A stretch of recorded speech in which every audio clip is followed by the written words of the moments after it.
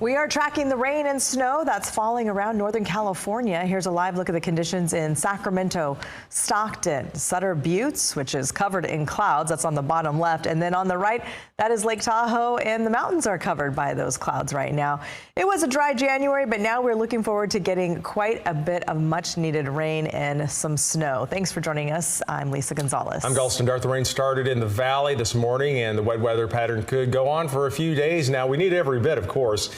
And the snow survey in the Sierra was today, and it was not good. But as they were making their measurements, you could see some more snow falling, always a good sight. And in anticipation of several days of rain and snow, Governor Newsom today issuing an executive order that would make it easier to divert and store excess water from the winter storms. But first, let's focus on what's happening right now. And the big story we're following is the weather's impact on travel. Chains are required on I-80, and this is 80 eastbound at Kingvale. It's been slow going today over the summit. You can see how many people are pulled over on the side of the road. If you don't have those chains on, you need to get them on. We have live team coverage on the weather. Leanne Denyer will show us the impact the snow is having in the Sierra. Let's begin with meteorologist Heather Waldman, who's tracking radar and the rain and snow. Yeah, it's been a soggy day in the valley and for the foothills, too. Snow level in the Sierra is starting to go up. We're going to talk snow in a couple of minutes. Steadiest rain right now. Nice to see this. It's in the San Joaquin Valley and into the adjacent foothills, areas that have really missed out on the rain over the last few weeks, even a little bit longer than that. Grass Valley starting to see the rain let up a little bit.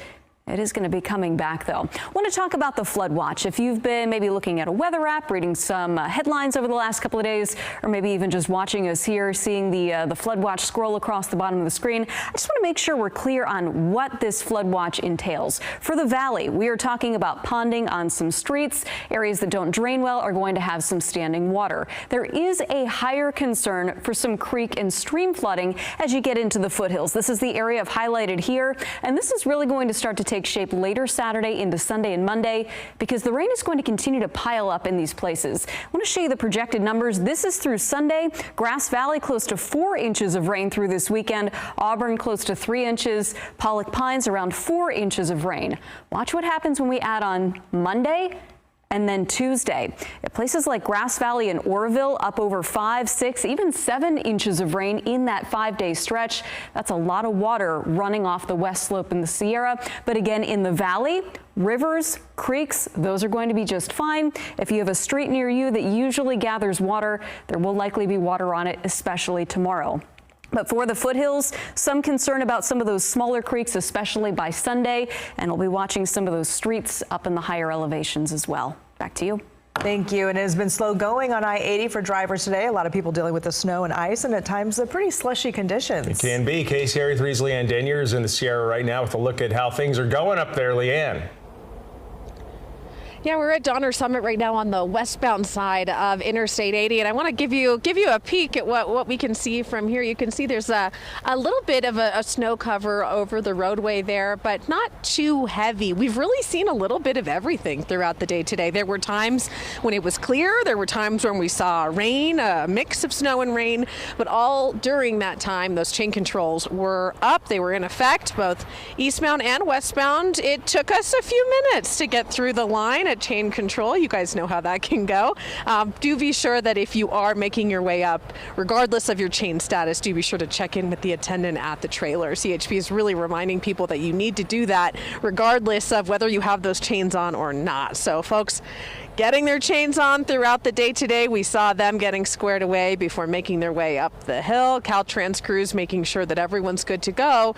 All the while, chain installers are doing their part to help them both out. I'm glad. I mean, that's what our service is for, to help these people. It helps me, it helps them. And how relieved were you to have someone here just to kind of handle it for you? Very relieved because I have no idea how to put chains on. Yeah, such a relief to have those chain controllers out there ready to help for folks who don't know how or don't feel comfortable or want someone to take an extra look. This is what we're seeing out here live, but we're going to go ahead, we're going to load up, we're going to get in Tracker and see you at 4:30 to show you what things are really looking like on the road in the Sierra. Leanne Denyer, KCRA 3 News. All right, looking forward to that firsthand perspective from Live Tracker 3. Leanne, thank you. Let's get back over to meteorologist Heather Waldman with more on the snow. Heather? Yeah, and we know that snow level has been going up. They had to go up above Kingvale to really find snow that was sticking on the roads. but we do have chain controls on 80 from Kingvale to Truckee. We do not have chain controls on 50 right now. We do have chain controls as well on 88 from Ham Station to Pickett's Junction. This is what the radar looks like over Highway 50. Yeah, there may be some slushy snow right on the immediate summit, but you see there in South Lake Tahoe, it's just plain rain reaching the ground. Similar pattern here on 80. Notice how the snow level's been kind of bouncing around a little bit, but it's getting awfully close to Donner Summit. Truckee, some spots where we're seeing some rain mixing in. So the trend overnight tonight is for that snow level to continue to rise. Eventually, it's going to go up above 7,000 feet. If you're going to be headed over the Sierra early tomorrow morning, and I'm talking over the summit, there may be some slush on the summits first thing in the morning, but by the afternoon, snow level of 8,000 feet means it's just rain on Donner Summit, on Echo Summit, probably just rain around Kirkwood as well. Sunday, same deal, very high snow level. So this weekend, not going to be good for our snowpack, but next week could be a different story. We've got more storm systems coming in and some colder air with them too. We'll look at the extended forecast in a few minutes. All right, checking back with you in a couple there. Thanks, Heather. Well, the snow started falling just as the latest snow survey started to get underway. This was the second manual snow survey of the season out at Phillips Station in El Dorado County. And to no one's surprise, the snowpack was less than half of what it should be for this date. And that's the result of the dry January we're just now getting through. This year is a prime example of how much the conditions can change within a year. You know, we had good storms in November, December, built that snowpack to a statewide average of 108%. And then we had a dry January, which dropped our average all the way down to 65%. So as we can see, when we don't accumulate snow or rain, it definitely hurts our snowpack, and it requires us to catch up. The storms moving through California should help boost those numbers, and we can still get a lot of snow in February and March, of course. The most important snow measurement is typically in April. That's when the snowpack is peaking, and water managers will have a better idea of how much water the state will have to get through the dry summer months.